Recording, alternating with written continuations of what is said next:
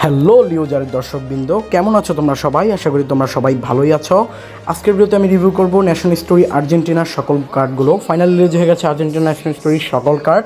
তবে ভাই অনেক লোক কনফিউজ এই ন্যাশনাল স্টোরির ভিতরে কোন কার্ডগুলো বেস্ট। তো চলো দেখা যাক, লেটস গো। নাম্বার ওয়ানে রয়েছে ম্যারাডোনার এই কার্ডটার ওভিআর পারফরমেন্স সব কিছু বেস্ট। দেখতে পাচ্ছ পারফরমেন্স, ফিজিক্যালিটি, শুটিং সব কিছু ভালো। তো কার্ডটা বেস্ট, মাস্ট ক্লাস।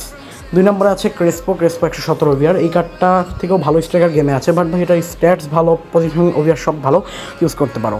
3 নম্বরে আছে আমাদের মেসি, অল টাইম গোড। মেসির আর কিছু বলার নেই মেসিকে নিয়ে, ভাই মেসি তো all time best player, stats OVR সব কিছু বেস্ট, তো ইউজ করতে পারো, পুরো মাস্ট ক্লাস একটা পারফরমেন্স দেবে। 4 নম্বর আছে আমাদের 115 ওভিআর আলবারেজ। ভাই আলবারেজের থেকেও ভালো স্ট্রাইকার গেমে আছে, ভাই এটা একে তো এটার ওভিআরও কম, তো ভাই তাও ইউজ করতে পারো। মনে হচ্ছে না বেশি একটা ভালো হবে, আমার মনে হচ্ছে এবার ওই কার্ডটা বেকার।